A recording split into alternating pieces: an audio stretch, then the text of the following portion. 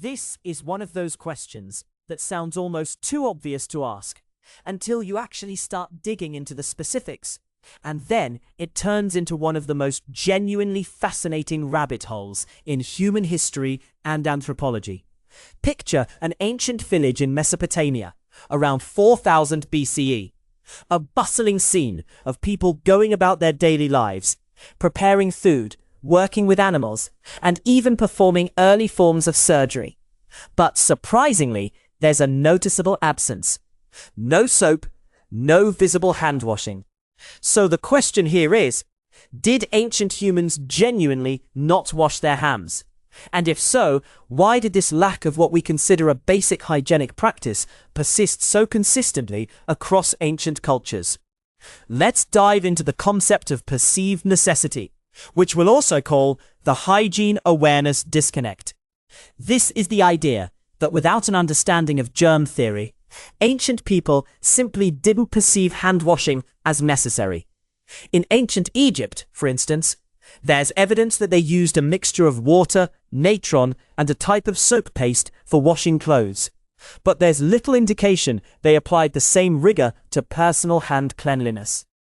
Archaeological findings show that less than 20% of hygiene-related artifacts from burial sites are related to personal cleanliness, with more focus on ritual purity than sanitation. Contrast that with the ancient Romans, who are often praised for their advanced sanitation systems.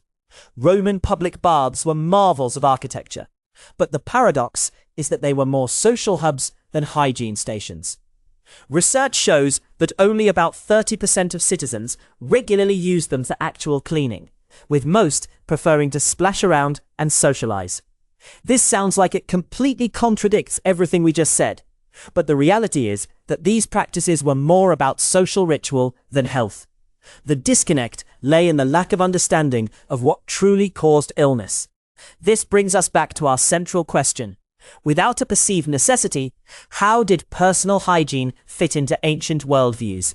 How do ancient beliefs and rituals shape the practice of cleanliness?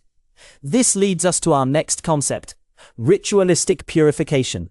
Ritualistic purification, or the sacred cleaning syndrome, is the idea that most hand washing in ancient times was actually tied to religious or ritualistic practices rather than health.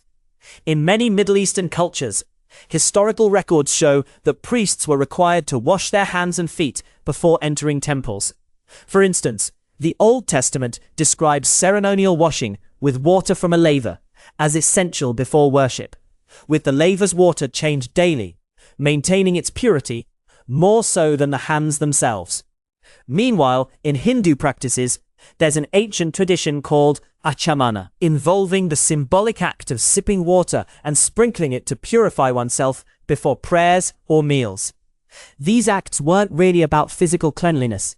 Instead, they were deeply spiritual, aiming to rid oneself of metaphysical impurities rather than actual dirt or germs.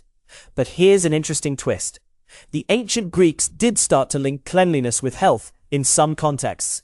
Around 300 BCE, Hippocrates noted that environmental cleanliness was vital for health.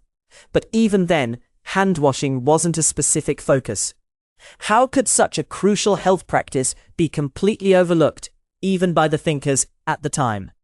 This leads us to wonder, if cleanliness was so deeply ingrained in ritual but not in health, what other factors or knowledge gaps influenced ancient hygiene practices? What about the idea of preventative protection? Did ancient civilizations have other methods to ward off illness that didn't involve hand washing? Now let's explore the concept of preventative amulets, also known as protective medicine. This refers to the use of objects believed to possess protective powers against disease. In ancient Babylon, for instance, people carried small amulets made of lapis lazuli or other stones, believing these would shield them from harm. Textual evidence from cuneiform tablets indicates that these practices were widespread, with over 60% of households reporting some use of protective charms. The ancient Chinese similarly relied on talismans and jade amulets, believing these objects warded off evil spirits and diseases.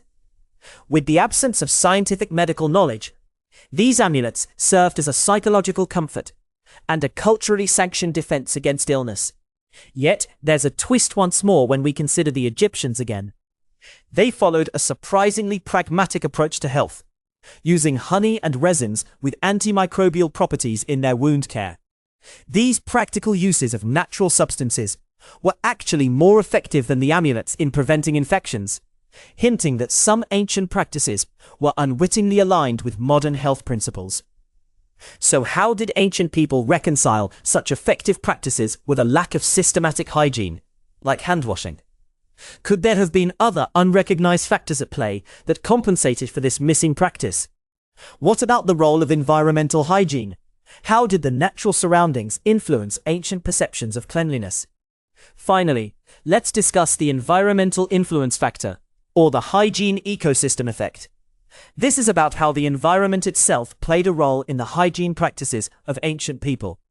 In ancient river valley civilizations, like those along the Nile and the Tigris-Euphrates, the abundance of water meant these societies were accustomed to regular water usage, not necessarily for personal hygiene, but for agriculture and rituals. The Nile flooded annually, depositing rich silt, which was crucial for farming, but also led to the practice of using river water for symbolic cleansing, without much concern for germs. In contrast, the arid climate of ancient Mesopotamia made water a precious and often limited resource, used sparingly and primarily for drinking and irrigation, rather than washing. Paradoxically, some of the cleanest environments were also some of the driest, as restricted water use minimized the spread of waterborne diseases. So how did these different environments shape cultural attitudes toward cleanliness on such a fundamental level? These insights help us understand that handwashing wasn't an omission of ignorance, but rather a reflection of complex cultural, religious, and environmental factors. Now consider the concept of knowledge transfer inertia, which we'll call the slow adoption syndrome. This refers to the slow uptake and integration of new practices in ancient societies due to the inertia of traditional knowledge. In ancient Greece, for example, the understanding of diseases began to shift around 500 BCE, but it took centuries for these ideas to influence common practices significantly. Even with Hippocratic writings emphasizing environmental factors in health, widespread adoption of personal hygiene measures lagged far behind, as corroborated by historical accounts indicating that by 400 BCE, only a small percentage of Greek physicians advocated for regular handwashing. The Maya, on the other hand, had advanced agricultural techniques by 800 CE, but retained traditional ritualistic cleansing, despite evidence of the benefits of more systematic hygiene practices.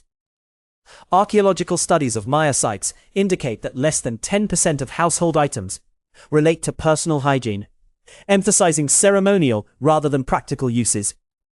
One might think these cultures would readily adopt effective methods from neighboring regions, but often these societies faced complexities that hampered immediate change, like linguistic barriers, skepticism of foreign practices, or simply the slow spread of information due to vast geographical divides. Ultimately, how did these challenges affect the pace at which hand hygiene practices evolved across ancient cultures? Could there have been underlying societal factors that further hindered the rapid adoption of these practices? As we close, let's return to that bustling Mesopotamian village. The absence of handwashing isn't an oversight, but a testament to the rich tapestry of human history, where practices were shaped by beliefs, necessity, and the very world our ancestors inhabited.